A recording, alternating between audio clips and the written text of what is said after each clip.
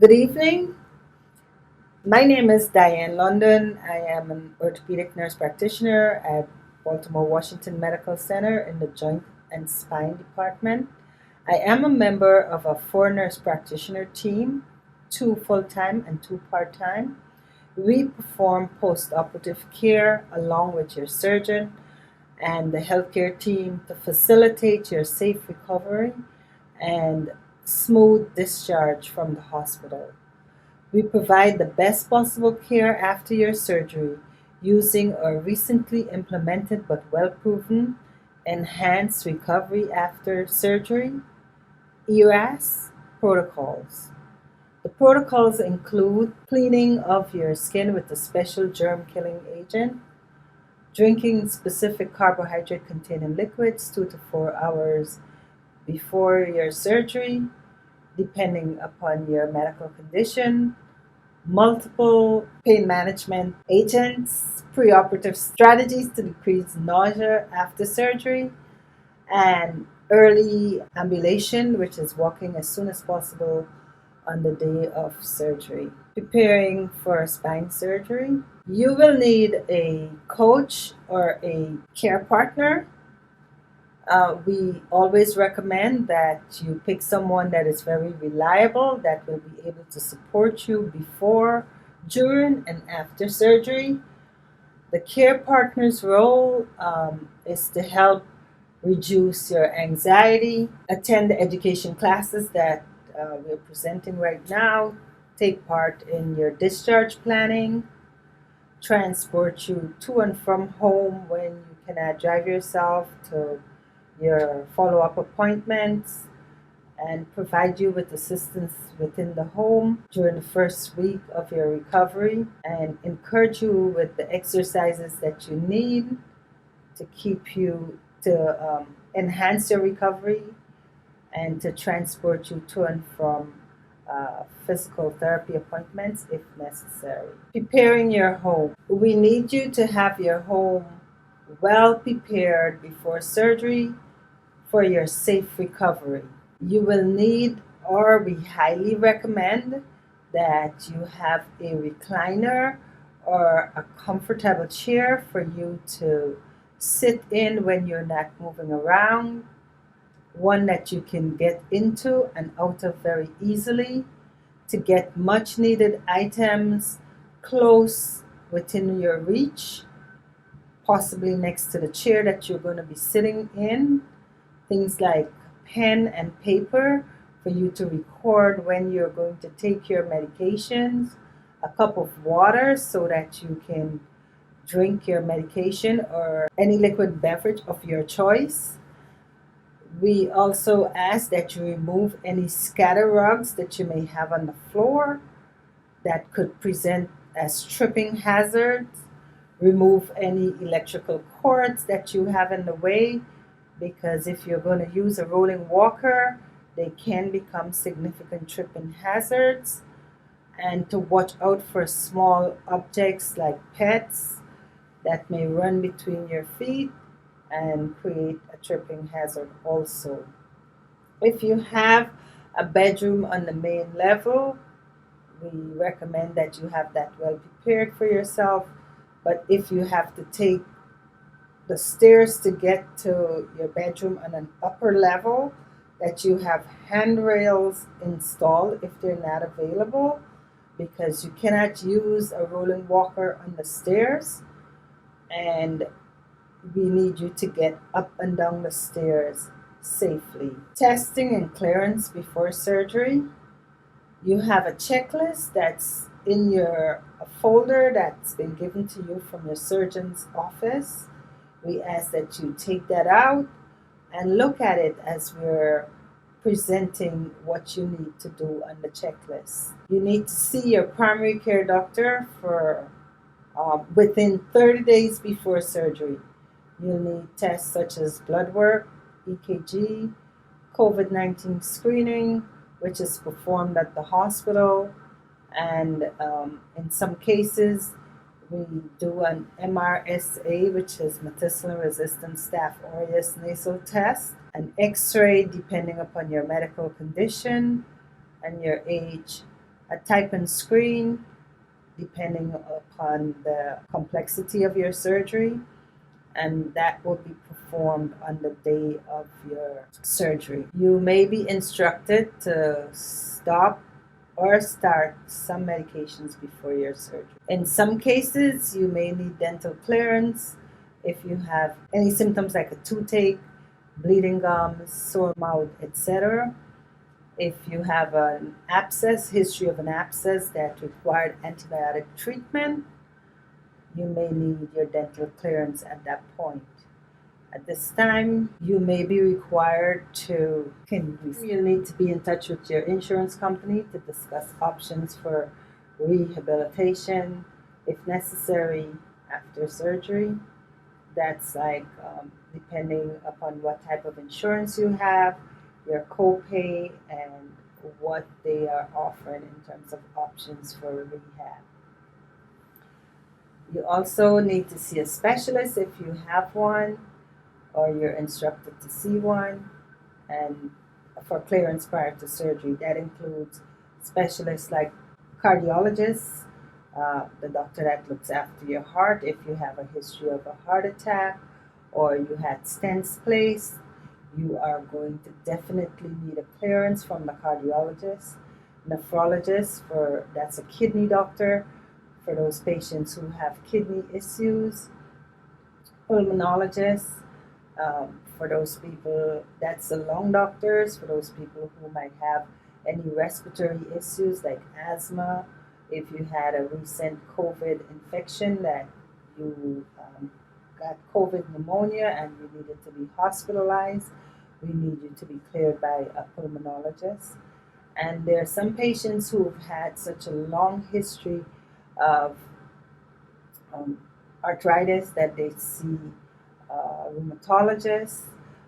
We do not require clearance from them, but we do need a note.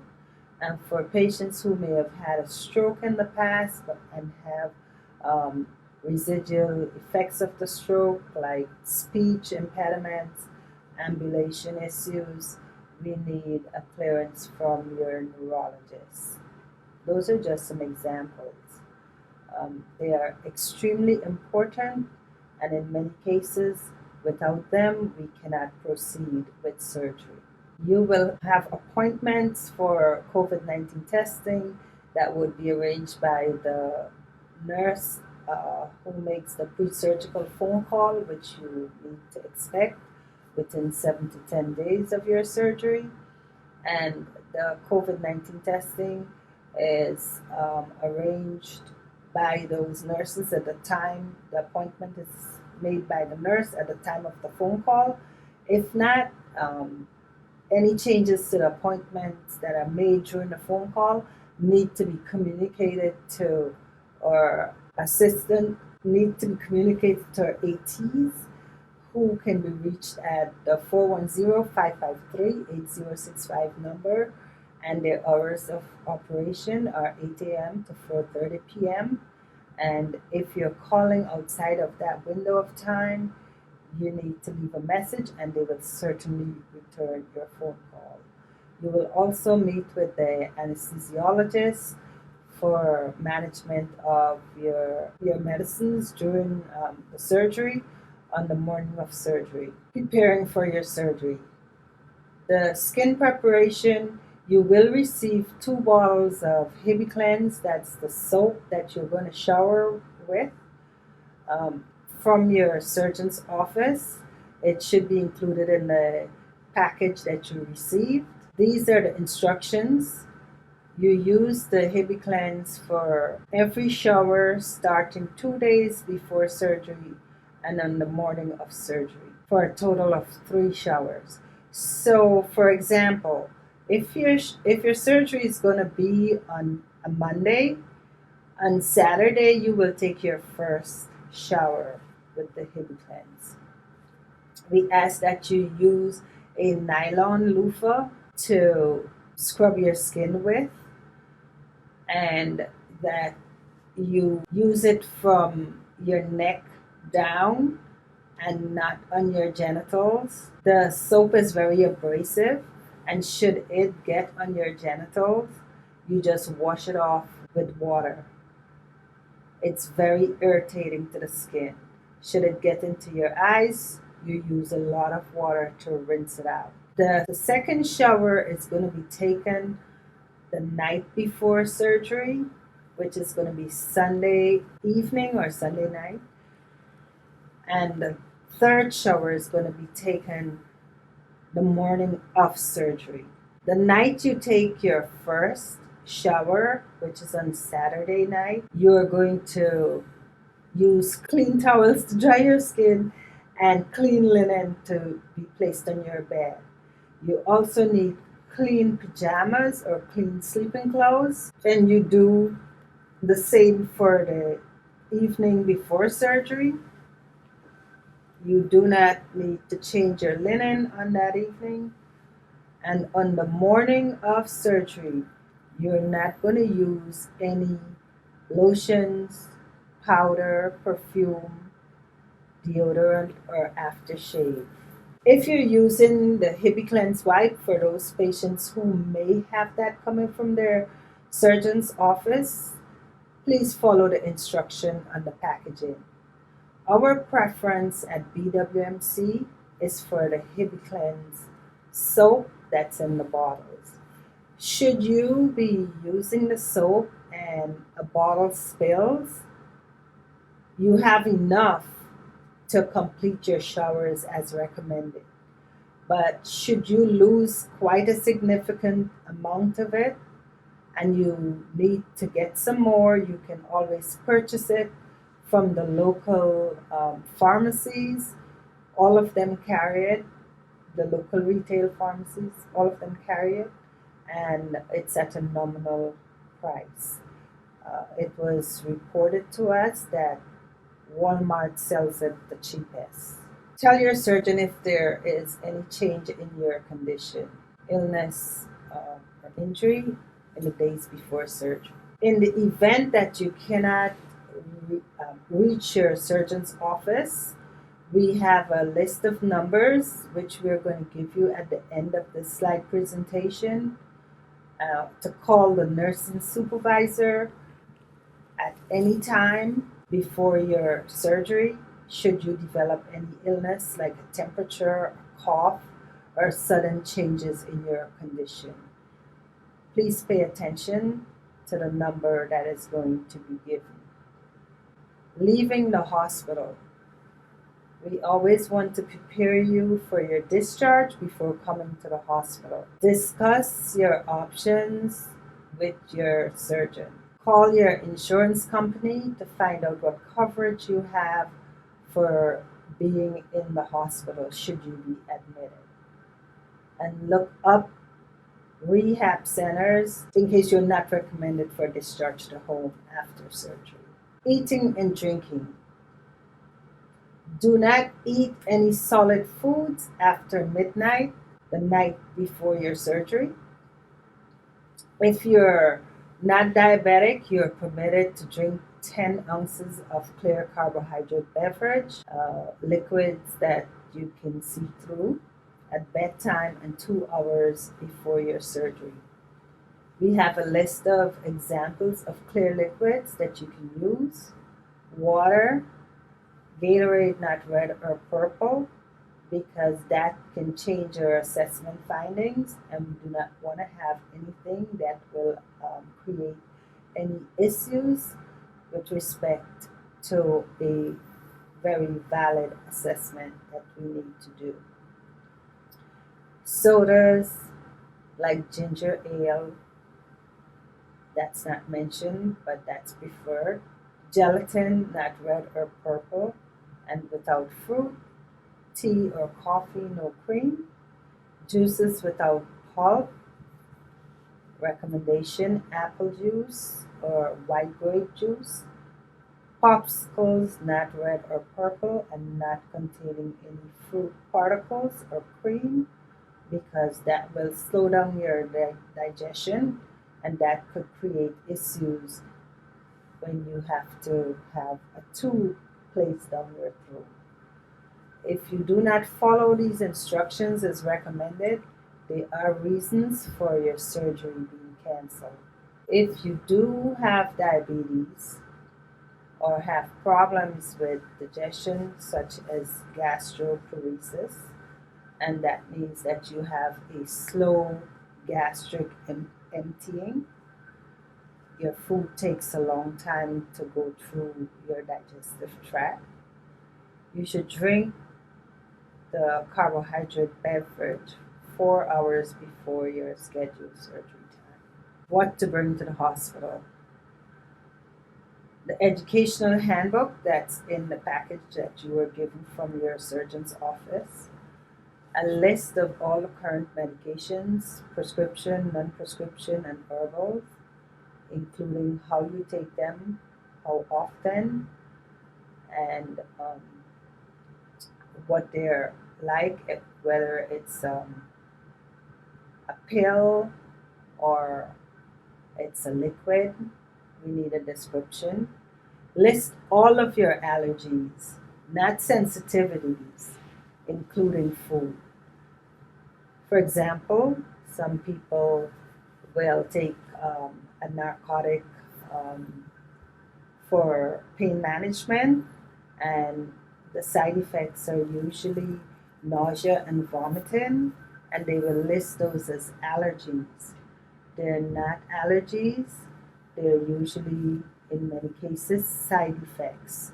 You can let us know what your response is. You're also required to bring a photo ID, insurance, and prescription cards, clothing, including loose fitting shorts, sweatpants, tops, and tennis shoes, no sandals, no flip flops, a back brace if prescribed, MRI and CT disc if you have those, books and puzzle books, anything, magazines, anything that will be used for distraction. And if you have a diagnosis of sleep apnea, please bring your CPAP machine. Please keep all valuables at home because the hospital will not be held responsible for anything that is lost or broken. In hospital expectation, your day of surgery instructions. You're required to arrive 3 hours prior to your surgery time if your surgery is after 10 a.m. If it's before 10, you need to be here 2 hours before. For example, if your surgery is at 7:30 in the morning, you need to be here at 5:30 at the latest. The admissions area is open at 5. And if you are late for your surgery, if you're the first surgery of the day, it's a reason for possible cancellation, and the impact on the OR is very significant because they are very strict on time. A late start, a late first start in the OR creates a ripple effect which will impact all the other surgeries in that particular OR for the rest of the day. So please be mindful of the time that you're recommended to be here. Check in at the main lobby when you come in, especially in this time. Everyone is required to um, practice the CDC recommendation of social distancing and wearing your mask. You need Everyone who comes in the building needs to report to the front lobby, and you will be directed to the admitting area, the admitting department, and to the surgery center after after you have completed uh, your admission process. The schematic of the hospital. You will, of course, when you are registered for your COVID testing, it is done in the discharge lobby, and you're required to enter the hospital area at the second entrance and make a left. Sorry, you'll be making a right after you enter the second entrance and go up to the discharge lobby. We ask that you maintain your queue so that you will not be blocking the hospital entrance, especially in the fire lanes. Patient tracking. Now that we are allowed to have family members back into the hospital, you're allowed one visitor to be in the surgical waiting room with you, and the visitor will be given a patient tracking number so that they can follow your location from the time that you are in the pre-surgical area to the time that you go to the recovery room. There are different color coded areas on the screen that you're going to be looking at to figure out where your loved one is. And there's a receptionist in the surgical waiting room who can provide further assistance if needed. We do not currently have our volunteer liaison program in force because of our COVID-19 regulations. The nursing staff will provide preoperative instructions to reduce the risk of infection. So when you arrive in the pre-surgical area, you will be, of course, provided with a hospital gown, and there is another step of decontamination that you go through, in which the Hibiclens wipes are provided, and each patient is supposed to wipe down from their neck down with the assistance of the nurses and the techs if necessary. And they will clip any area that has excess hair and start your IV, and you will be placed on IV fluids, and any additional blood work that needs to be done will be conducted in that area, and any pre-surgical medications that need to be administered will be provided also. We at one time used to do screening for existing infections. That's the MRSA swab. That is no longer provided at this time, but whenever we resume that activity, we will let all our patients know. You will receive a visit from the operating team members, which includes the surgeon, the anesthesiologist, the PAs that work with the surgeons, and the nurses and techs. What's wrong with my back? We do have x-rays of a healthy lumbar spine, and with x-rays, bone usually is represented in white, and anything that is dark is considered tissue. So from what you can see, you see the vertebrae, that's the bones that make up your spinal column, and you can see the dark spaces there that represent the disc, the intervertebral discs that are in your spine, and those are the spaces that separate each vertebrae from each other. And in the patient, in your case, where you may be experiencing an arthritis of the spine called spondylosis, you can see that space is very narrow, and in some cases, your vertebrae are kind of like sitting on top of each other with little space in between. That causes a pinching of the nerves that are coming out through the holes, we call them the lamina in the spine. And when those nerves are affected, that is where you feel your symptoms. Many of you will be reporting symptoms of numbness and tingling and pain that is radiating from your lower back all the way down to your toes.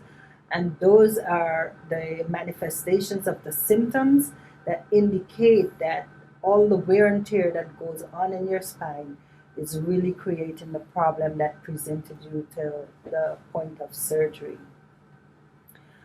Many patients, because that area of the spine that you are experiencing all the discomfort and pain is one of the biggest pressure points in the spine. Some people have displacement of those discs It could be from an acute situation or injury, a sudden fall, a motor vehicle accident, or something of that nature. And because the spine is a well coordinated body of bones and well aligned, and a misalignment can take place because of the kind of acute nature of the injury.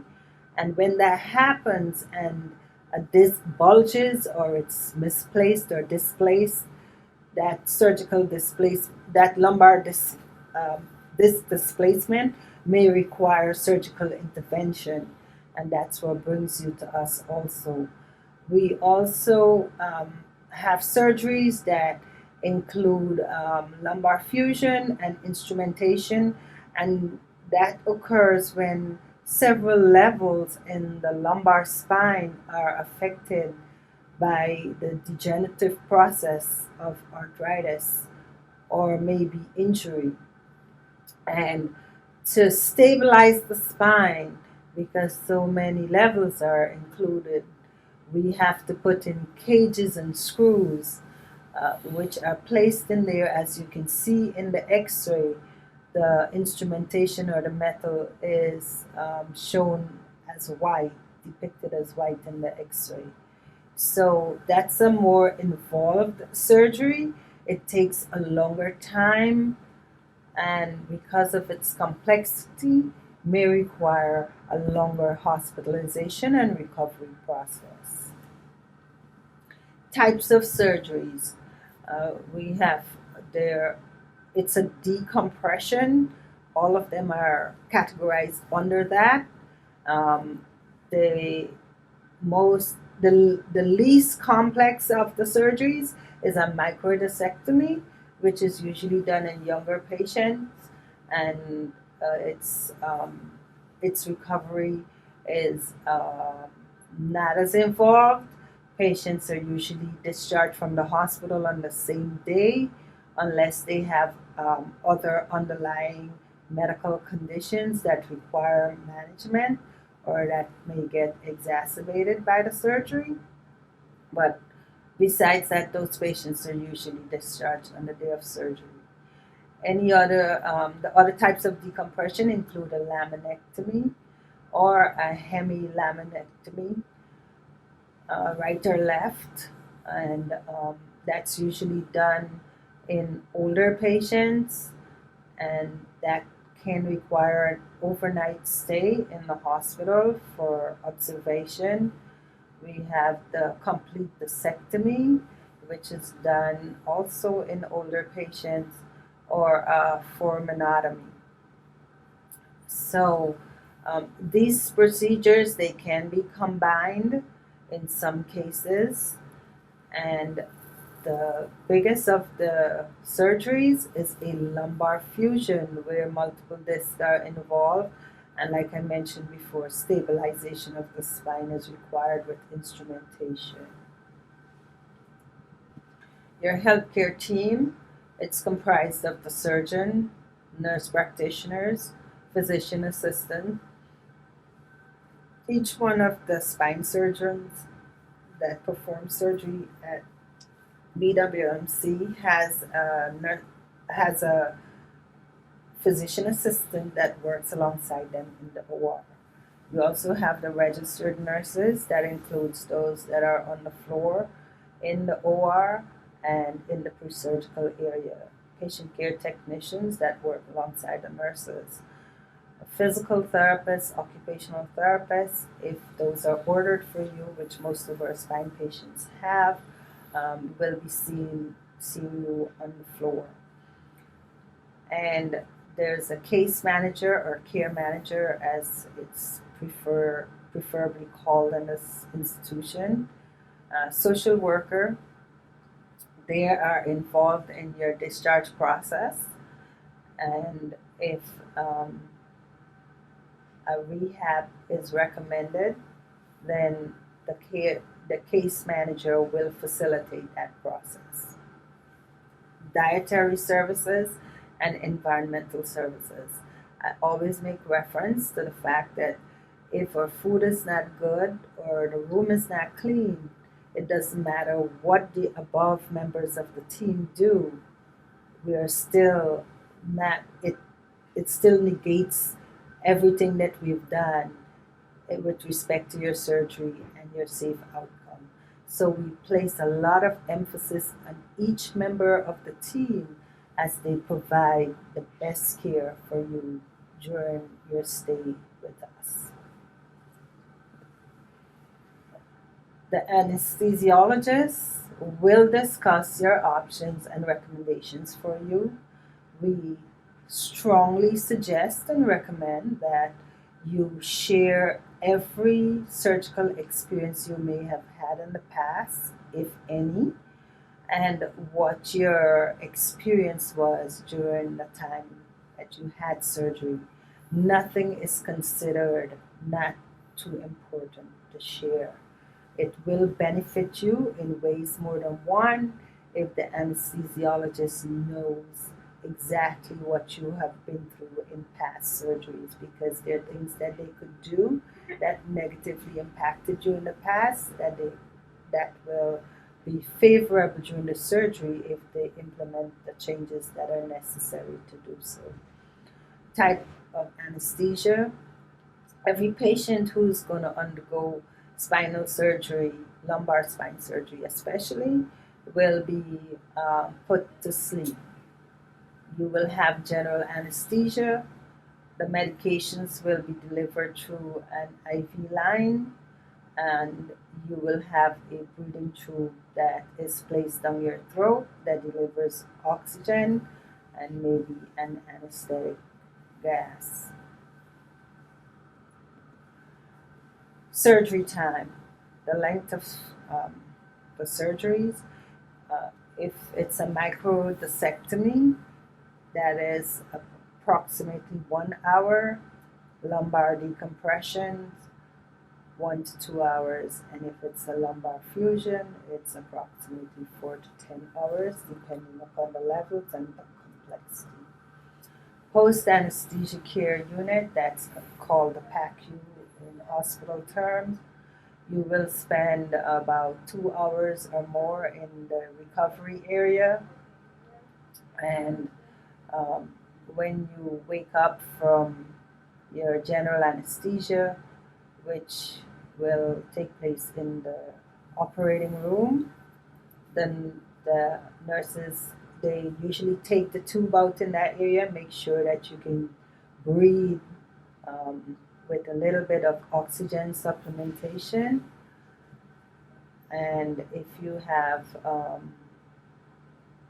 Foley catheter in place, we usually monitor to see if we need to keep it in.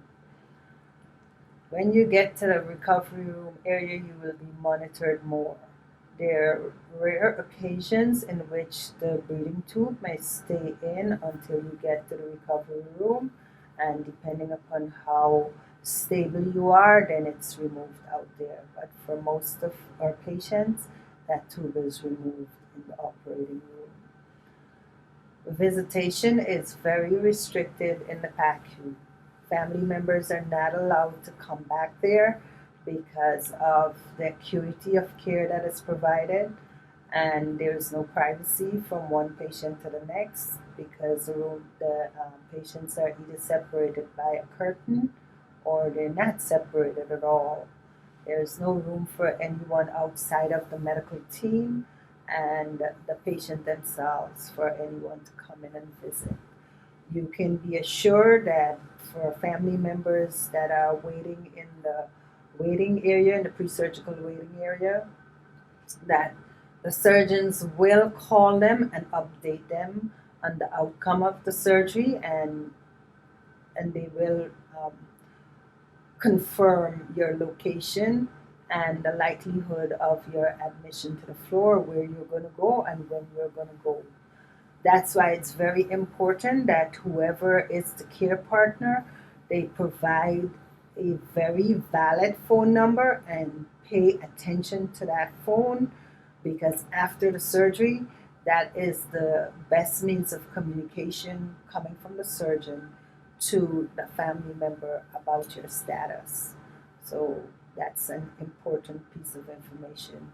to communicate. You can be in the recovery room for up to 4 hours before going up to the orthopedic floor.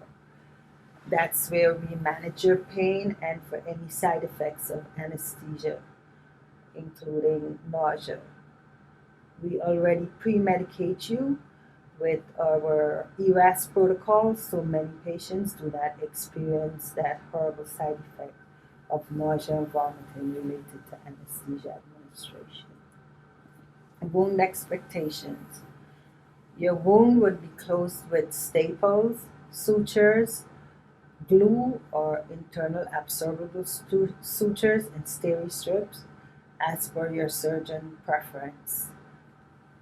In many cases, there will be a wound drain, and we have some examples of what they look like. General overview. Your stay in the hospital could be anywhere from 2 to 3 days if it's a lumbar fusion, or 1 day if it's surgeries that are not as complex, like the laminectomies or foraminotomies. 5 West is our dedicated orthopedic unit. All the rooms are private. A family member or friend, because it's only one person who is allowed to come with you in the hospital, and we prefer to be the same person. In the past, before COVID, the family or friend could stay overnight, but now we are observing strict visiting hours from 8 a.m. to 8:30 p.m. We were liberal before the COVID pandemic, but as you can very well understand, we have to enforce the rules as per CDC guidelines. We do have on-site physical and occupational therapy. We have access to wireless internet, which is complimentary, and there's a visitor/family lounge where in the past snacks and coffee used to be provided, but with the COVID restriction, we are no longer doing so. In hospital length of stay, factors that may affect your length of stay. These include meeting your goals for physical and occupational therapy, where you're going to go after your hospital stay, because if some people are living alone and they require assistance within the first few days of discharge and there is no one to do so in a reliable manner, then you may stay with us longer, or we may have to find a rehab facility for you to go to. So we ask that you carefully determine what your support system is going to be during and after your surgery and your discharge, so that we can plan a very safe discharge for you and a very good outcome for your home recovery. Increased drain output is one of the factors that will affect your length of stay. We do have a quantitative number that we look at, and that will certainly dictate how long the drain remains in there, because we cannot remove it unless that number is met. Urinary retention. It is not very unusual for patients who have lumbar spine surgery to have urinary retention after surgery. Some of them may even have it before, because the nerves that innervate the bladder are right within that region that you have been operated on. And sometimes those nerves take a while to wake up, or sometimes some of them may feel very sore after surgery because they have been so affected. And urinary retention is one of the side effects. That is your inability to pee on your own. So we want to make sure that that's not something that has been exacerbated by the surgery. And as a result, we will keep a catheter in your bladder for as long as it takes for that situation to resolve. We will take it out as per protocol within 24 hours of your surgery and then put you on what we call voiding trials. That is, see how well your brain is communicating with your bladder to tell you that your bladder is full and you can go urinate on your own. Sometimes that communication is lost for a significant period of time, and we cannot get you to urinate even though the catheter is out, so we will place it back in. If it becomes a significant problem and we have to keep it in for several days, we will have a consult with a urology group just to make sure that they can monitor you. Your surgeon is going to be on top of that situation, and we may have to send you home with it. But those are rare instances. And if you have any other medical conditions like diabetes, that your blood sugar may have become uncontrolled because you received steroids in the surgery to prevent swelling in the tissue area surrounding your spine. Um, Steroids do have a side effect of causing increased blood sugar. So if that's not resolved quickly and it exacerbated your diabetes, and we may have to make some changes in your medication that will delay your discharge.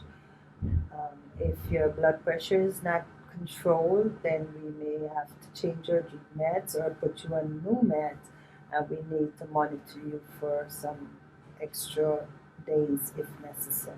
Usually, discharge from the PACU. Some common post-op complaints: urinary retention, which I discussed on the previous slide.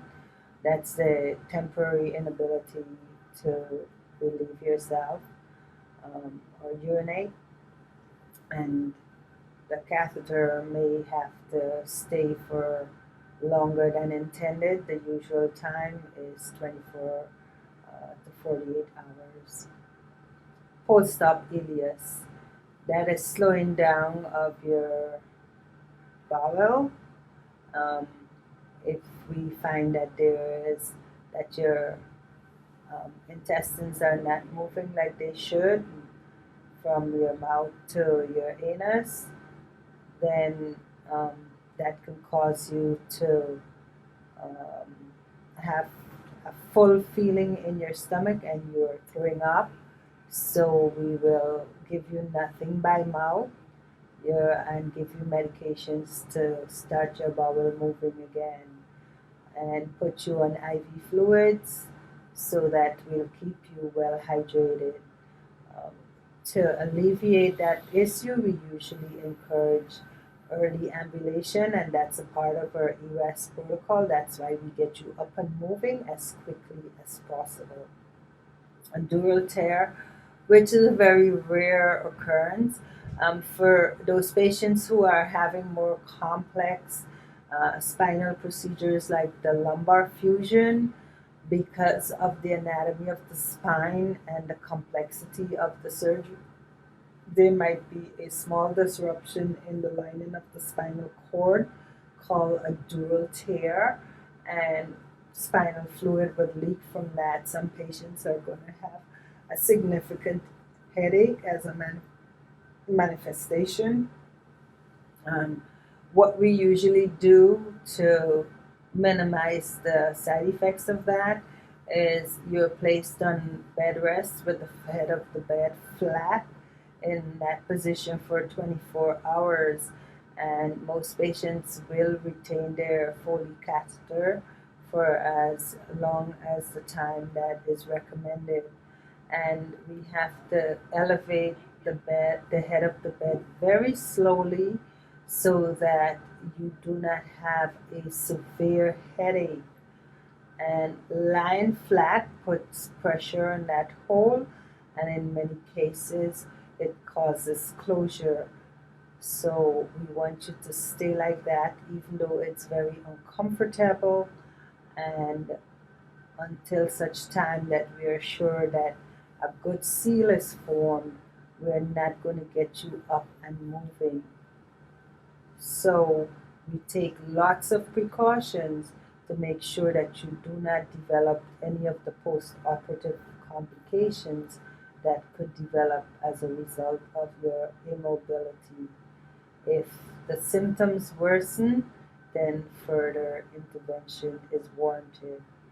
Constipation, which is difficulty having a bowel movement, early ambulation as a part of our ERAS protocol again will stimulate your bowel, and because you received narcotics in the surgery and will continue to use them after surgery for pain management, a stool softener and a laxative are highly recommended, and we start that very early so that we can get your gut going again.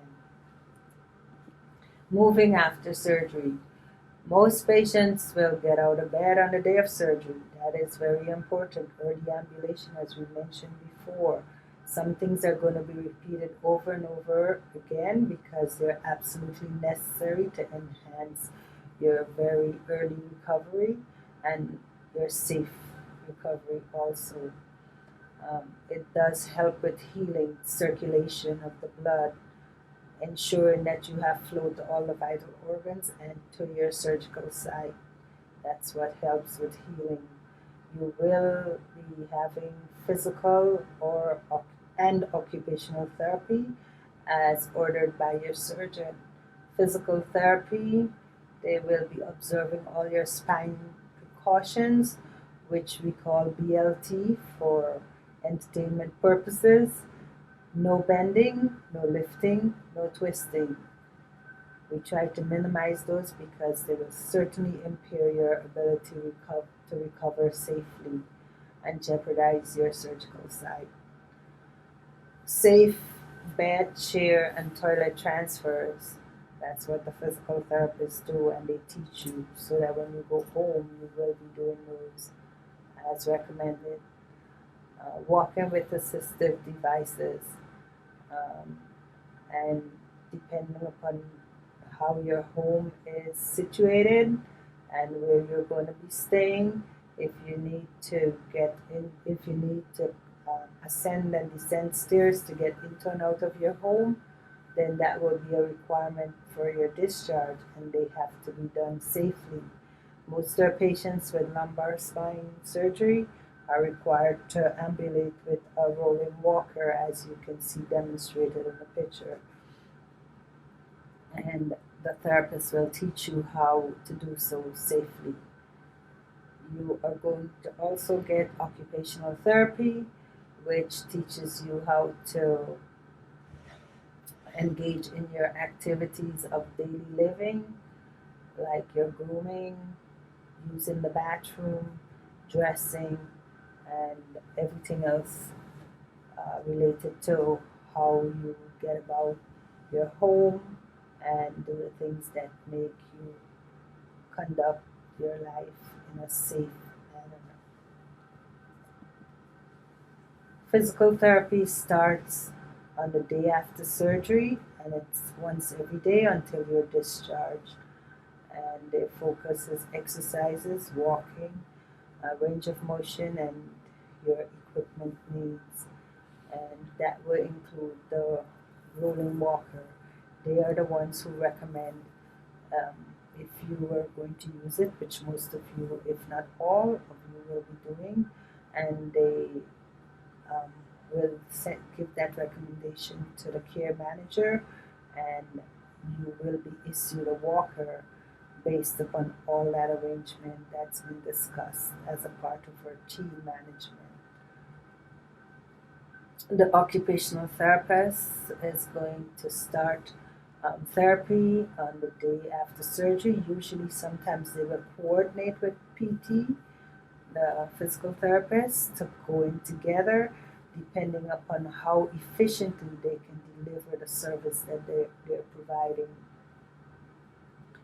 The focus of um, occupational therapy is the activities of daily living. That's, like I mentioned before, you getting dressed, up and moving, how you navigate your home, and how you groom yourself, get into and out of your bathroom, off and on the commode, brush your teeth, and those things.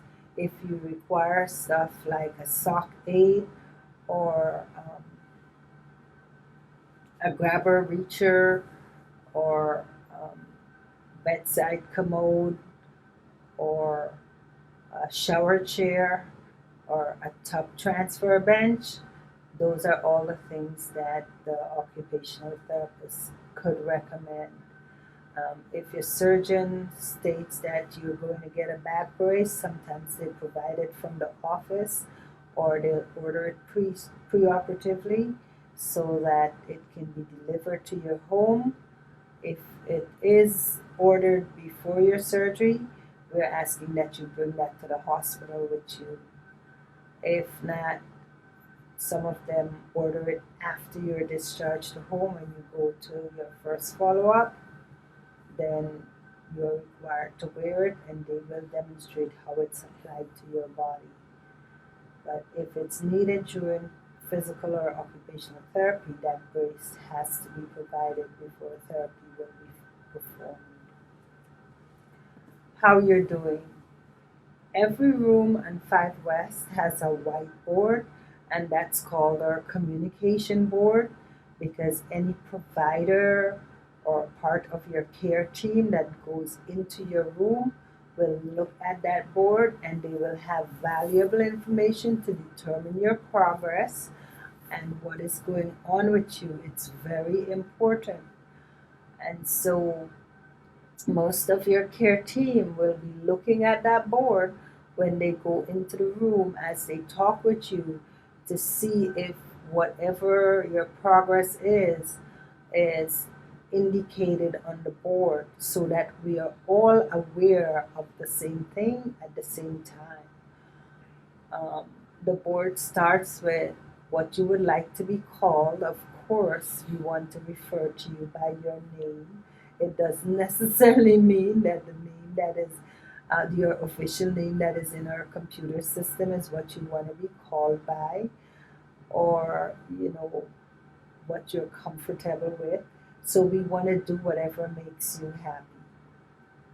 So that's on the board, and your surgeon's name. That's the first member of the care team, the nurse of the day or shift. There, we all walk around with phones that communicate internally. They're called SpectraLink phones, and there's a 4-digit number that's on the board, and that's listed. They change as the shift changes, and the numbers change accordingly too. We try to minimize any confusion by having the same numbers, but that might not necessarily take place. The patient care tech that works along with the nurse, that number is also there. And you have a phone in your room, and the number is on this board also, so that if you need to give that number to someone outside of the hospital to call you, then you can find it on the board. Most people come with their cell phones, so that might not be necessary, but in some cases, you can use the number of the phone in your room. You will be also called by the dietary department to ask you your preference of what food you would like to eat based upon whatever diet is recommended for you. So that phone is going to ring in your room, and we ask that you answer it when it does so. And you can use it to get your nurse or your patient care tech or the charge nurse if you need to do so. You do have a call light that you have in your room that will um, call. You can get the assistance of anyone on the floor by just pressing as indicated on the call line. But if you would like to use the phone, you are certainly welcome to do so. We also need a family contact. Remember that um, the care, the person that we recommended at first as your care partner. We would like to have the care partner's number if that's who you would like us to contact in the event of an emergency, or your power of attorney. Sometimes they can be different. So depending upon what you gift us, that's what we would like to have. Um, Essentials: if you wear glasses, you have dentures, hearing aid, or you have a prosthesis, we need to make note of that, because whatever you came in with, that's what we would like for you to leave with. As we mentioned earlier, we would like for you to keep your valuables at home.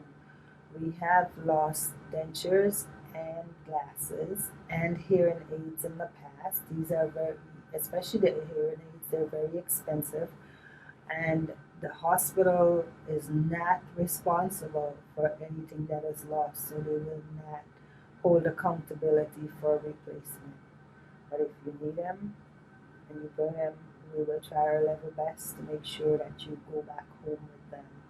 If anything happens in the room that requires urgent medical attention to prevent rapid decline in your health status, we have a rapid response number that's listed on the board.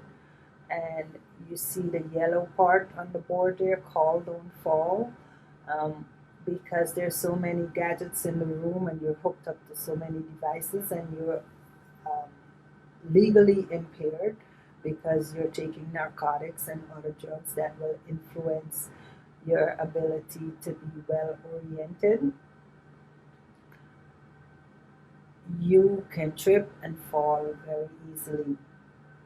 You do not have full control of your balance. We encourage you, highly encourage you, not to get up, no matter what the situation is, on your own, if there is not a person, a medical person in the room with you. That includes a nurse or a tech or a physician or a nurse practitioner or a PA. If none of those people are in the room with you, also a physical therapist or occupational therapist, if they're not there, please do not get up on your own. The risk of falling is extremely high. That's why we go to such lengths to make sure that we emphasize for your safety that you do not get up. It might take them a long time to come depending upon where your room is located, but whatever it is, do not get up, because the consequences of a fall far, far outweigh the benefits, and you could have delay or a possible not um, fully recovered situation for the rest of your life if you fall. We've had patients who have had to go back to the OR because of a fall, and their recovery was no longer the same. A delay of up to a year for patients' recovery can occur, and like I said before, it can take up to the rest of your life. Pain management is our goal. So we have a pain scale, which is a face scale that indicates how severe your pain is from a scale of 0 to 10. 0 being no pain and 10 being the worst. We do not expect you to attain a 0 level. That is a medical impossibility. So we will treat you at where your pain is at to make you as comfortable as you can be, so that you are able to get up and out of bed and engage in therapy that will facilitate your safe discharge to home. We know the time that you took your last narcotic medication and what your pain level is. So at any time anyone walks in the room, they know what your pain level was at the time that someone last asked you about it. And you have a personal responsibility to make sure that board is reflecting accurately what you're feeling at any given time. Discharge planner, the care manager's number is usually on the board, and the care manager for that day is usually on there. Sometimes they can change depending upon how long you stay. And We do have an anticipated date of discharge. That's not a binding discharge time or discharge date, but like we said, it's anticipated. We like to keep everyone aware of what the plan is and what the plan of care after discharge. So, are you going home with physical therapy? Which in your situation, you do not have that because you are not going to have therapy until your surgeon says so. So, that's not an immediate post op plan. And what are your expectations for your discharge? Um, on the right hand side of the board, you have the rehabilitation, that's your report card, we call it, and it has your activity or the things that those are the goals that are set that we gauge your how well you're doing by and the kind of assistance that you may or may not need. The more right of the board you are, the more ready you are for discharge. The more left of the board, the more help you need. So, initially, when you come in, you might need a lot of help. By the time you're ready to be discharged, you'll be functional and be doing most of those stuff either by standby or by yourself. That is someone just watching at you, seeing how well you're doing, and doing verbal instructions for you to do them either better or safer. So, um, when you are within the last two categories, you must know that you are good and ready for discharge.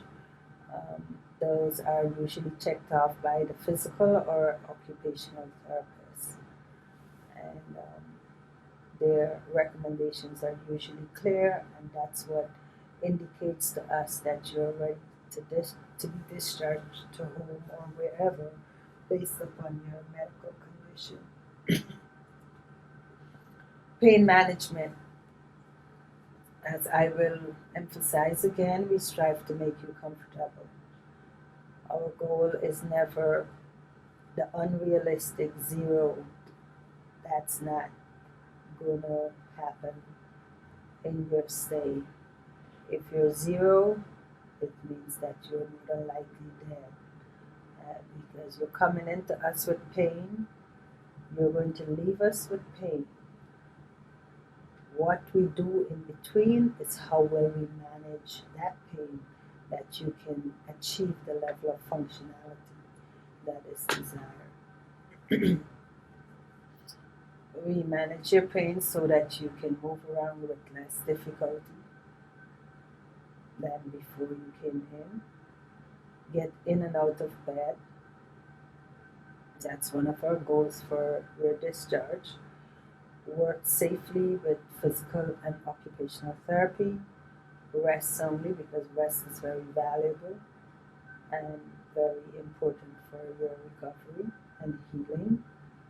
And we want you to most of all be comfortable. Please do not wait until your pain is bad before asking for medication because narcotics are as needed. They are not scheduled. We do have a multi-pronged approach for pain management, and there are drugs that are scheduled that are non-narcotic that will aid in your pain relief. But narcotics, which are sometimes the most helpful agent for pain management, are as needed.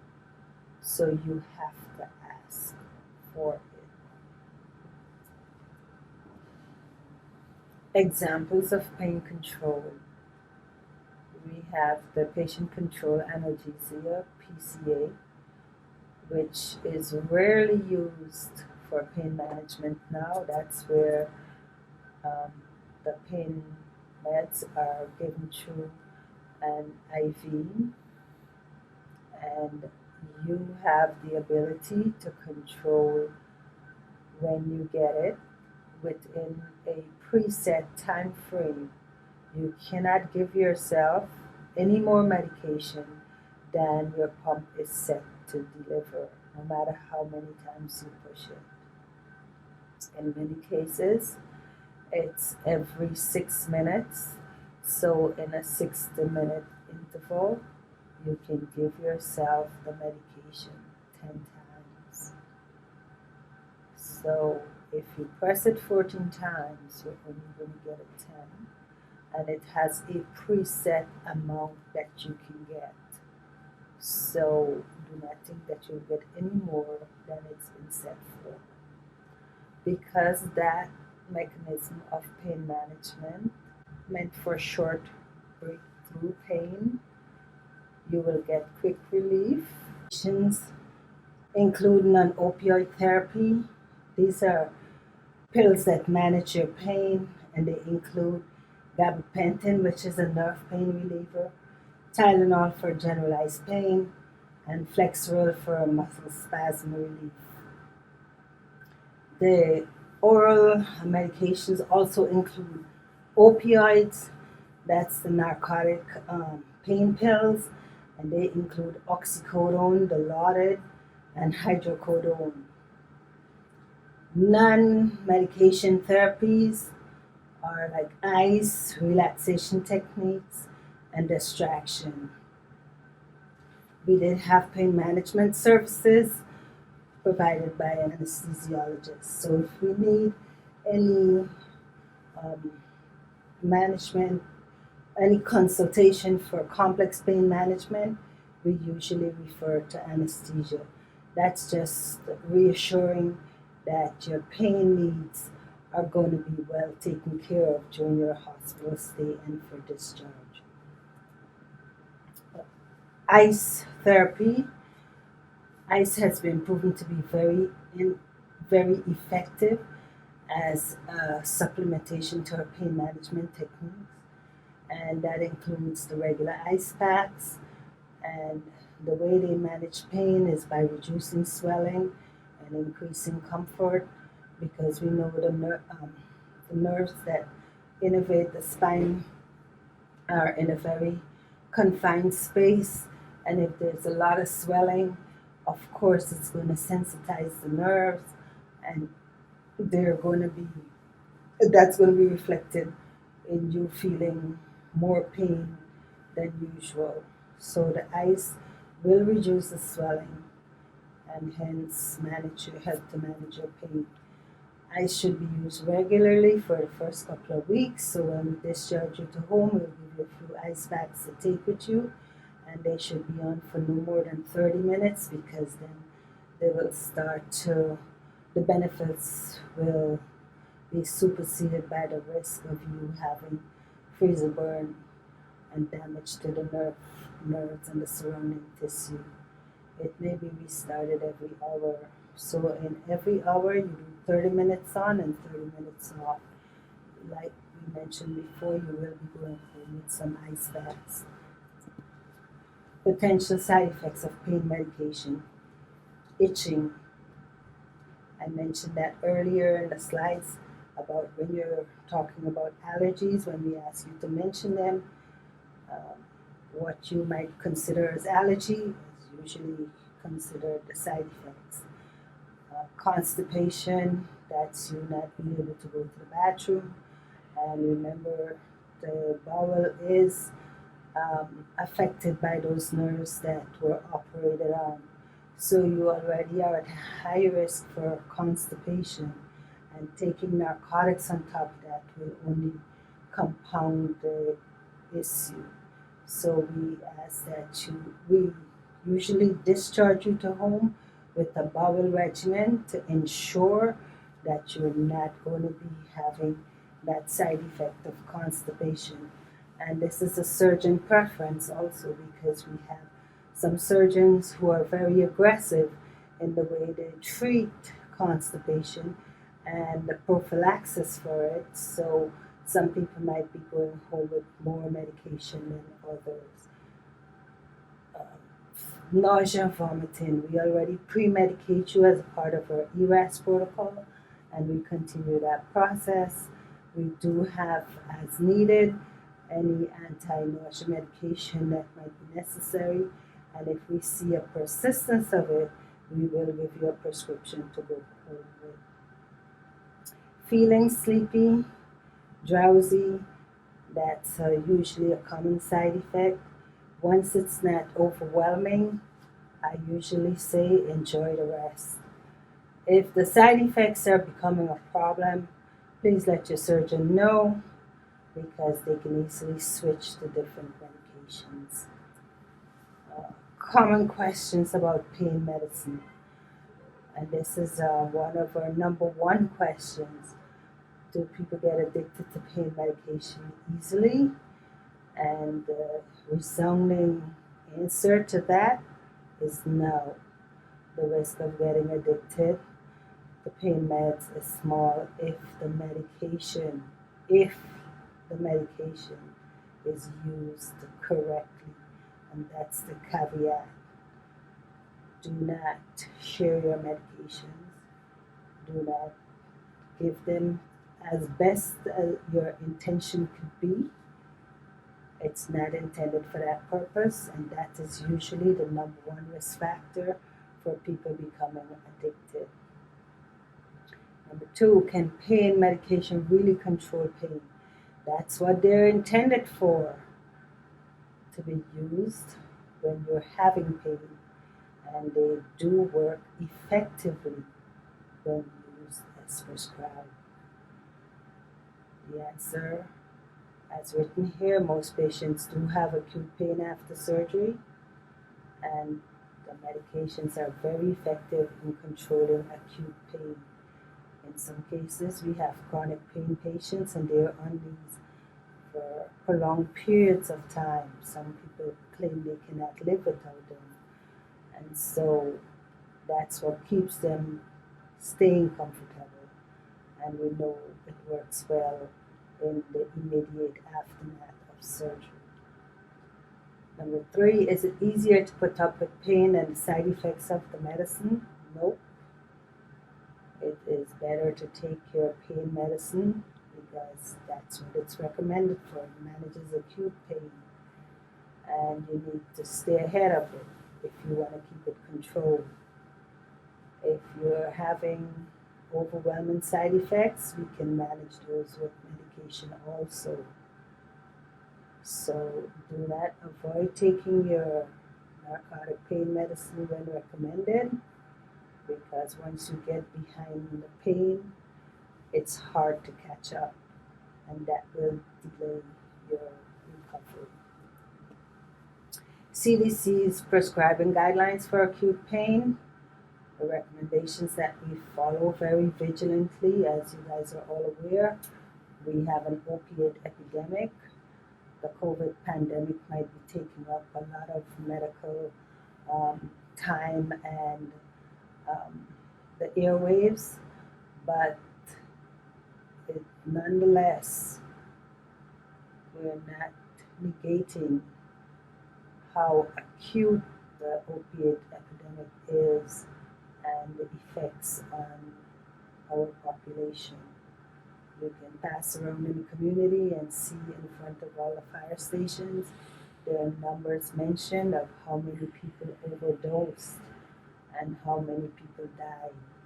That's to tell you the severity of what we're in. So as a result, we as prescribers are held vigilantly to these regulations that have been put in place in these guidelines. We cannot prescribe short-acting narcotics for any more than 7 days, and we need to prescribe the lowest dose. We have all our patients are in a national and state register that usually tracks how much narcotics they're being prescribed by any prescriber, when they were prescribed, and where they were prescribed. So we urge you to let us know when was the last time you filled a prescription for narcotics so that we're all on the same level. If you are not sharing that information with us, we will find out because it's in our national database that we all have access to. And if there's distrust in prescribing pain meds, then the provider is not going to be comfortable managing your pain to give you the optimum relief. So please be very honest with us. We are never going to withhold narcotics from you. These guidelines are in place for a reason, and you're all aware of what that is. Avoid the use of long-acting or extended-release medications. We are not allowed to prescribe things like OxyContin or MS Contin. If you are in pain management outpatient and your provider gives you that, we will continue that in the hospital. Upon your discharge, you are going to continue with what your outpatient provider was giving to you. So we highly recommend that you synchronize your outpatient follow-up appointment with the time that your narcotic prescriptions that we are going to write for you, if we can, are going to run out, so that you're not going to have a lapse in your pain management medications. We are giving you enough time for you to synchronize those appointments, because there are some drugs we can and cannot give that your pain management provider is authorized to legally do. Ensure that non-opioid therapies are optimized. That's why we have non-narcotic pain management supplementation with things like nerve pain relievers, muscle spasm relievers, and generalized pain management. We have to set realistic goals for pain so that you can function at your optimal level. Being zero is being non-functional and unrealistic. And if your baseline pain score, was 8, and we have you at a 6, we consider that some form of accomplishment of at least getting you to where you can be more functional. So if we get you to a 5, that is still a realistic goal. That is bringing you down from where you used to live to where you can be. And we take every step as a measure of success. So getting from 10 or 8 to anything lower than that is, I will emphasize again, an accomplishment. We do not want the risk of managing your pain to outweigh the benefits. We all know that using certain combination of drugs, including narcotics with benzodiazepines, they will decrease your respiratory drive. And once that is compromised, that is what causes increased risk of death. Because if you can't breathe, your risk of dying becomes extremely high. We do not want you to be overdosed trying to make you comfortable. One of our strict guidelines is that we cannot prescribe any more than 90 milliequivalents of morphine per day. That's a measure that was instituted by CDC, that is in our computer system that regulates, when we write a prescription, how much we are giving you. So if we exceed that dosage, we have some red alerts that will ask us if we know what we're doing, and will question us so that we know that if we are writing beyond that, we're intentionally doing, knowing the risk that are involved. The DEA seriously monitors every prescriber's prescribing habit, and they call into question if they think that you're putting your patients at risk. So we're not only regulated by the hospital, we're regulated by the CDC and the DEA. So when we tell you what we tell you, it's because of what we are faced with. Opioid medications are only for temporary use, especially when prescribed by us, to treat acute postoperative pain. Chronic pain issues will be handled by your outpatient pain management provider. That's why it's important to coordinate those follow-up appointments. Chronic pain management, the goal of managing pain is that we will have you resume your home medication doses as soon as possible on discharge. A chronic pain management plan, it is very important that we have a plan prior to your surgery. That's why we are emphasizing that you have your follow-up appointment within 7 days of your discharge so that you can have your refills appropriately done, that there will be no lapse. Our guidelines are very strict for 7 days of prescribing rights. If you are discharged from your pain management provider prior to your surgery, you need to let the surgeon's office know so that they can help you find a new provider, or they will be able to give you a little more than our prescribing ability or prescribing privileges allow. So that must be done before surgery. If you're not able to get that appointment, they will, like I mentioned before, be able to give you for a temporary period of time a little more medication until you can find an appropriate outpatient provider. Blood clot prevention. These are complications of the surgery. With any surgery, there is an increased risk for patients to develop blood clots because of the immobility associated with surgery and the changes that go on within your body after surgery. We take steps to prevent that from happening. We call it prophylaxis, and we start that immediately after, if not during the surgery.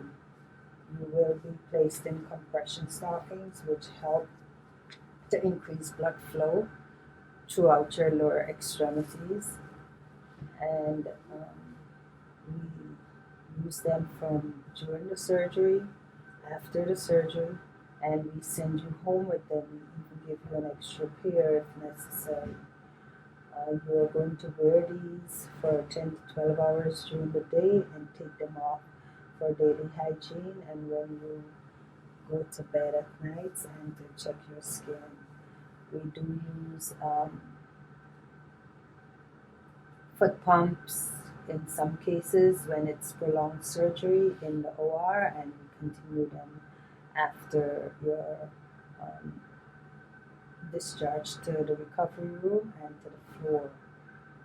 Sequential compression devices, or SCDs. We have those that are hooked up to a pump and they deliver air in a sequential manner to compress your blood vessels intermittently and increase your blood flow to your lower extremities and back to your heart. Pneumonia prevention. Most of you would have probably seen what we call an incentive spirometer. It's a plastic device that you suck up the air from, and as you do so, it suspends a ball in between two markers on the side, and it has a graduation going up till 4,000, where it's not a competition. We do not want you to think that the best thing you would have done for yourself is suck up long enough to take it to 4,000, but if you can, it will be commendable. The goal is for as long as you can keep that ball suspended, not the volume, you are um, allowing air to go all the way to the base of your lungs. Because if your lungs are not fully expanded to the base, there are spaces in there that fluid can accumulate. And when fluid accumulates there, bacteria likes to go where fluid is, and then they go and they just get themselves a rich area to circulate and multiply, and that's what causes pneumonia. So we want you to exercise your lungs. Our recommendation is to breathe in long, slow breaths 5 to 10 times an hour to prevent that from happening. The more you do it, the better your lungs are going to be, and grateful to you for doing so.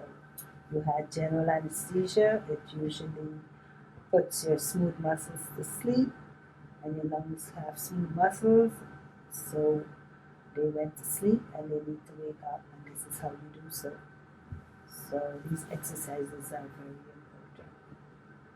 And you can continue to do so for up to 2 weeks after your surgery. Discharge planning. So we did mention the care manager. This is her role, um, to get you back home safely, and she will coordinate all your discharge plan and your needs. I did mention them as recommended by the therapist, physical and occupational. And the discharge plan is usually based on a multidisciplinary recommendation, and that comes from the therapist, physical occupational, the nurse practitioners, the physician assistants, PAs, surgeon, and you, of course, are an active part of the plan. Um, the discharge services, some of them, that's why we ask that you discuss with your insurance prior to coming into the hospital, so you are aware of what is covered and what is not, and how much you are responsible for paying. You're often ready to be discharged to home when these are the criteria for your discharge, very important.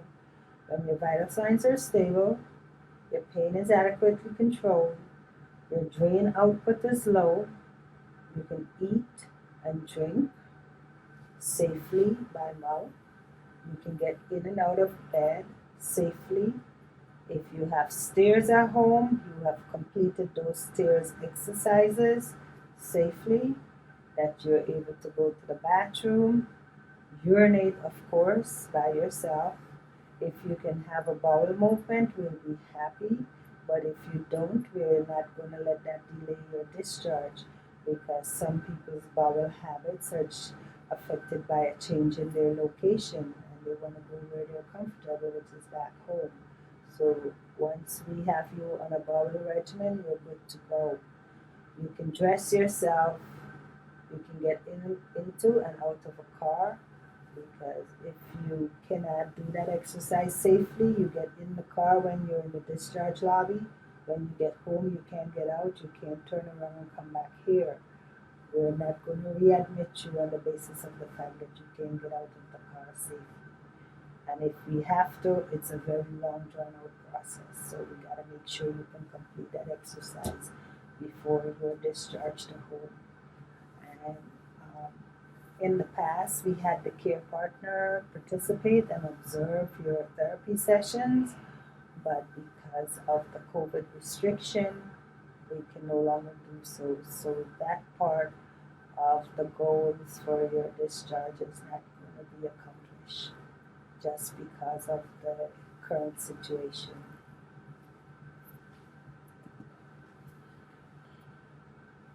Upon discharge, you will receive a discharge folder with all your discharge paperwork. There are lots of instructions that are going to be flying around from every person that you may encounter during your stay. It's a lot of information to remember. All of it is written. We do not want you to commit anything to memory or write anything down. What you're going to have in your discharge paperwork is just going to be reinforcement of what you've already heard. So it's familiar information.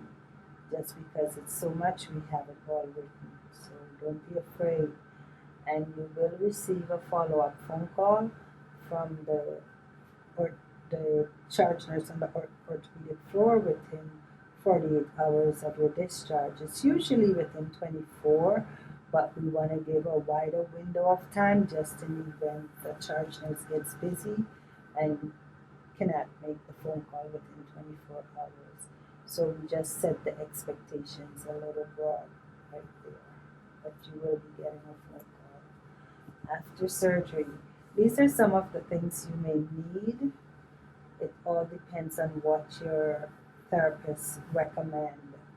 We know walker is necessary, and because of how certain insurances work, Medicare in particular, and some of the commercial insurances seem to be following in the same direction.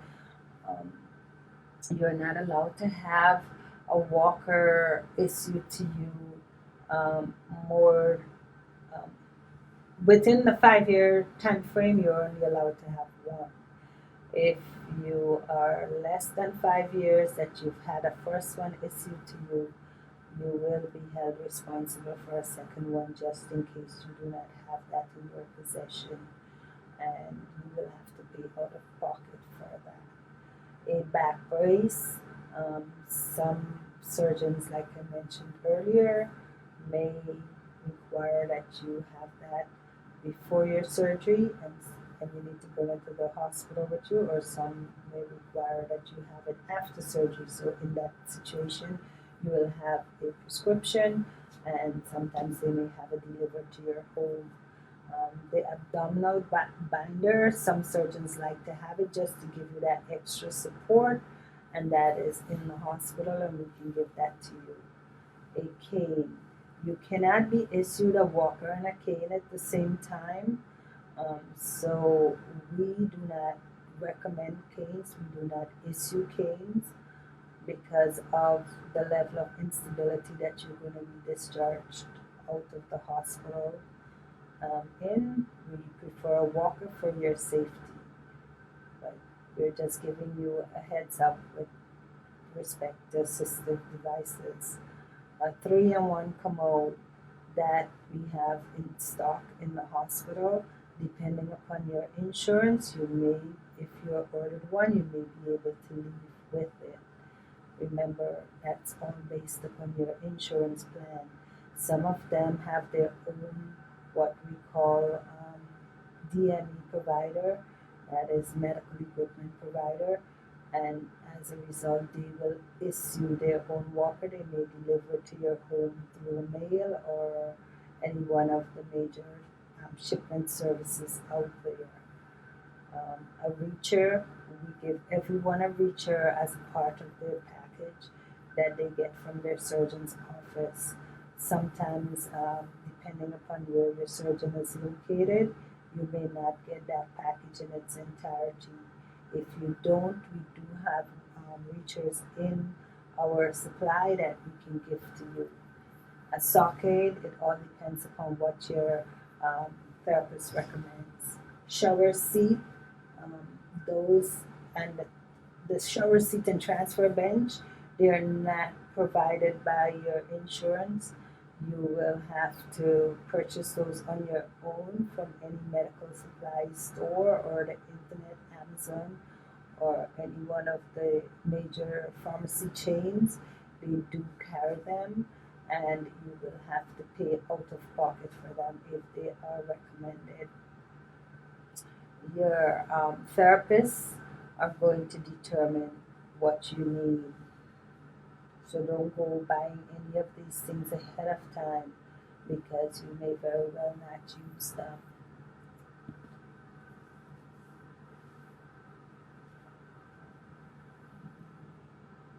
The How to acquire these devices. I did go ahead and discuss them in the previous slide, and I will reiterate the ones, um, your tub and your shower chair and your tub bench might not be covered by your insurance. Discharge plan. The healthcare team will help you decide when you need to leave the hospital. Usually, that ultimate responsibility lies in our hands, and we usually do a multidisciplinary plan, which every person involved in the plan has a contribution to make about your safety and readiness for discharge to home, and that's based upon your progress.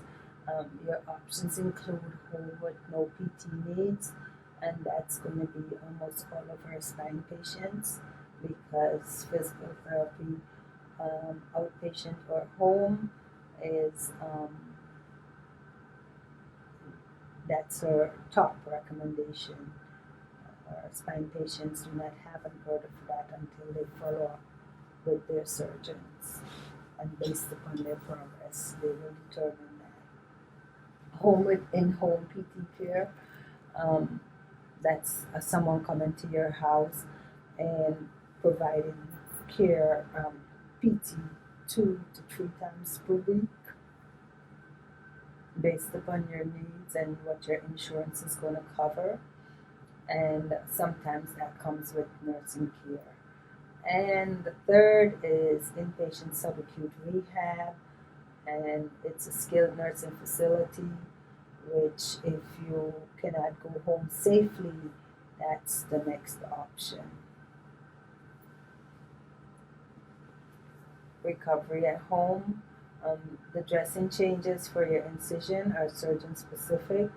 They go through a wide range of options, which include dry gauze dressing with paper tape, and then you need to change that daily or as needed. Should it become saturated during the course of a day and you need to replace it, you will be doing it in the way that we will instruct you while you're in the hospital. There's also dry gauze with occlusive tape, opside, and that dressing stays on for as long as it can once it does not become saturated, and if it does, we will give you instructions on how to change it. Um, Acticoat, Aquacel, and Napolex are long-term dressing, and they usually require no change until you follow up with your surgeon. If they do become saturated or dislodged in the course of your stay before your follow-up appointment, we will give you instructions on what to do in that event, and we also want you to notify your surgeon's office as soon as possible after that happens. Recovery at home. Showering is surgeon specific. The range includes no showering until after your follow-up visit with your surgeon, which is like 2 weeks. You take sponge baths and you do not get your incision site wet or the dressing wet. Showering after 3 days, most of our surgeons are following that particular preference, and shower as desired starting on the day after discharge. A few surgeons are in that category, but remember, you will be following your surgeon's preference and instructions. Restrictions, activity after surgery. You remember me mentioning the BLT, no bending, no lifting, no twisting. So that's what it means, and if you remember the acronym, you are going to follow our instructions as recommended. Also, no sex until cleared by your surgeon, no prolonged sitting, and no driving until you're cleared by your surgeon. This is not the time frame to take a trip to Florida by car. Returning to daily activities, precautions, follow what your healthcare team recommend.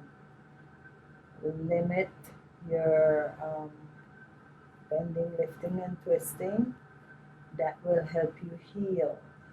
The area of your surgery is one of the most um, vulnerable areas for injury because it takes a lot of pressure off your upper body and it's bearing a lot of weight in your spine. So you have to be extremely careful with the activities that you're going to engage in because that could really impact your recovery process and the maximum benefit of going through such a risky procedure.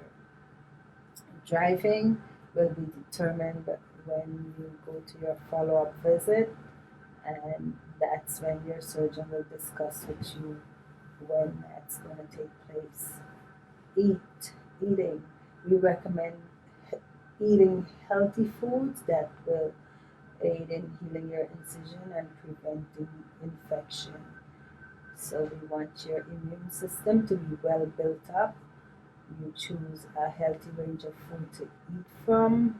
Proteins are highly recommended, high value protein, and lots of vegetables and fruits.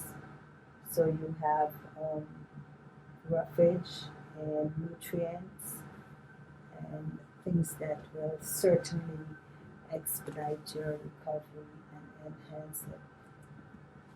When to call your surgeon, very, very important. If you suddenly lose bowel or bladder function, when you were discharged from the hospital, you were going to the bathroom fine, you get home, and after a week or so, you realize that these functions are no longer there, that's sign of something going wrong. You need to notify your surgeon immediately. If you lose your ability to climb stairs or if you're suddenly feeling weak in the legs and like they're giving out, weakness in the lower extremities, presenting the risk of falls, that's dangerous. It means that something is not right. You need to notify your surgeon. If there is clear, colorless, odorless liquid on your dressing in any amount. So if you have long-term dressing and you need to have someone else look at it because you cannot see behind your back without twisting, and that's breaking one of your precautions. So have your care partner or someone close to you look at it every day to see what is on it, and if there is something you need to notify your surgeon's office right away. Clear, colorless, odorless liquid is spinal fluid, and that's dangerous. So you need, I cannot overemphasize the importance of notifying your surgeon when any one of these things happen. Numbness and tingling may, they're not unusual, they may linger for a bit. So if you had that pre-surgically, we do expect that you will have some after surgery. Some people have immediate relief, some don't. The nerves are very unforgiving, and once they're compressed, they take a long time sometimes to recover. The memory is still there. It doesn't mean that your surgery didn't work. It's just gonna take a little longer for that situation to be completely alleviated.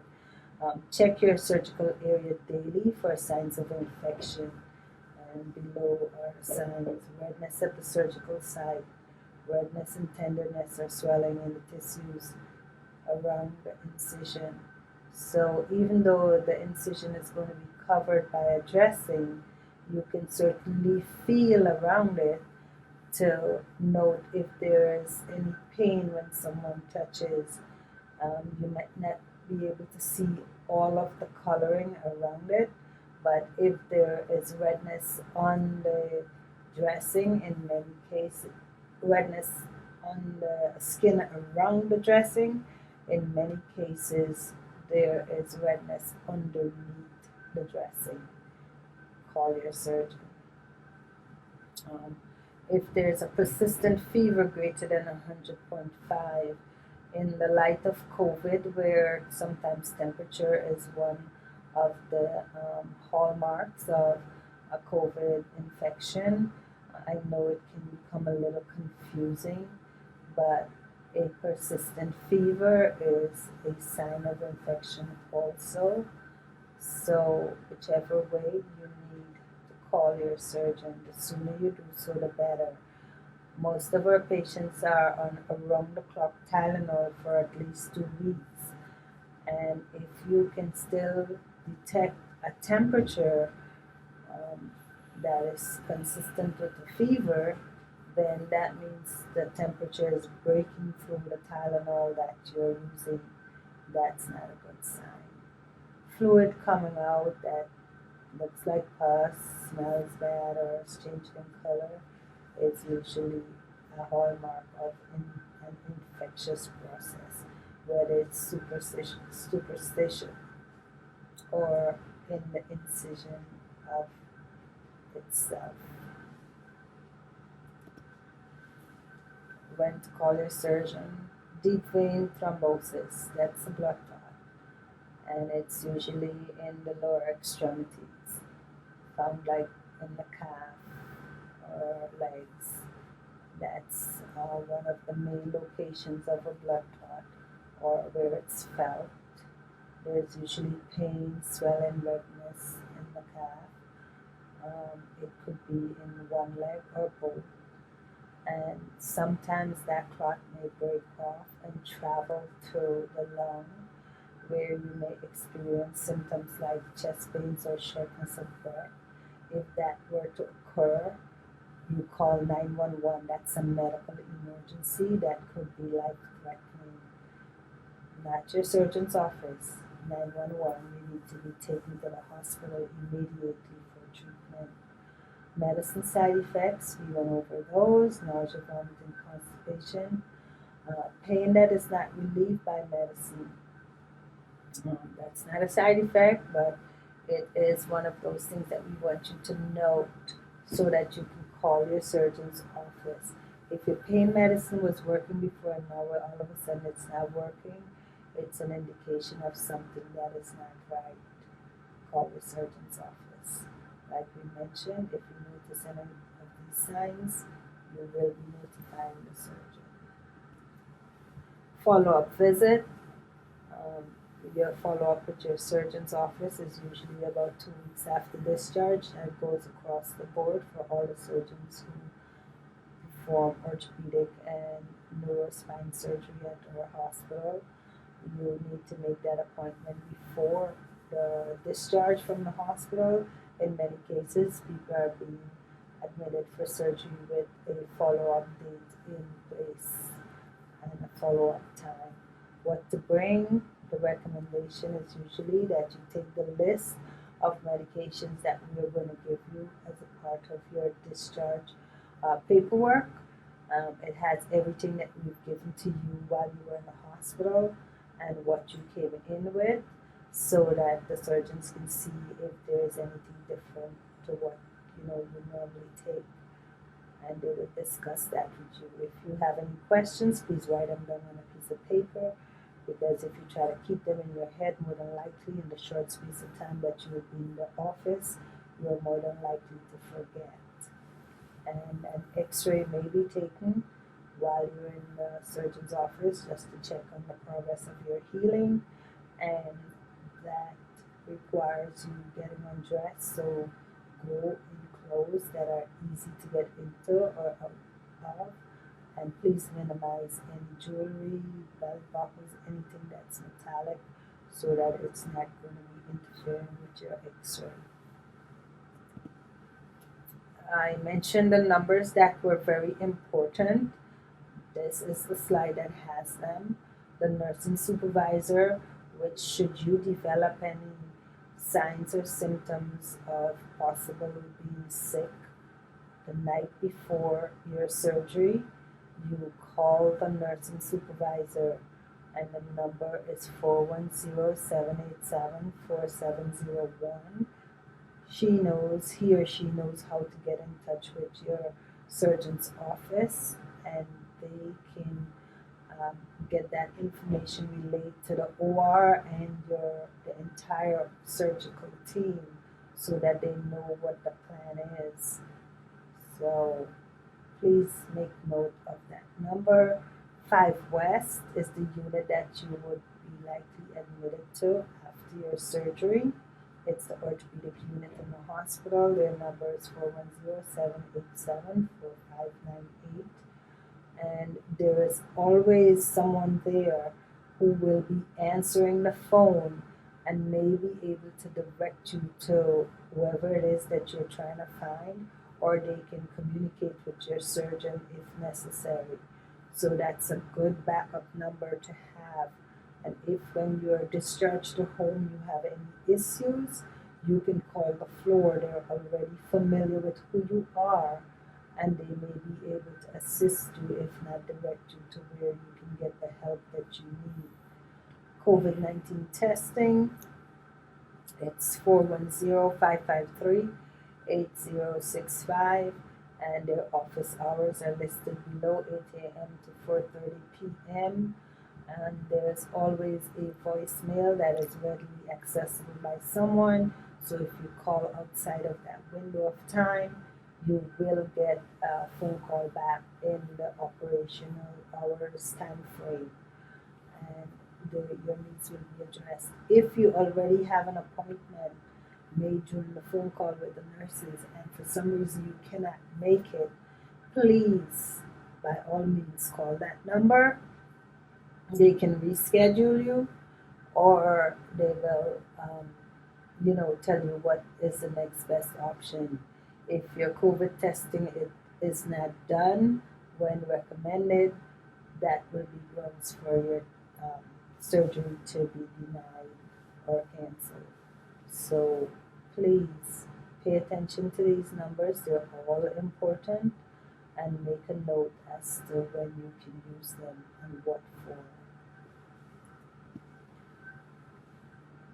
Our goal is to get you back to the activities and lifestyle that you were used to as quickly and safely as possible after your surgery.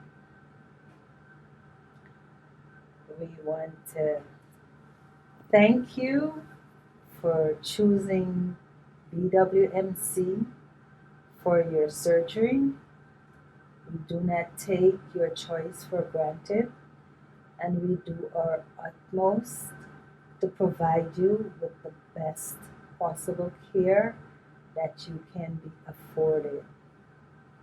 Thank you for taking the time to listen to this slide presentation, and I hope that you get the maximum benefit from the information that is provided. Have a wonderful evening, and we look forward to taking care of you before, during, and after your surgery.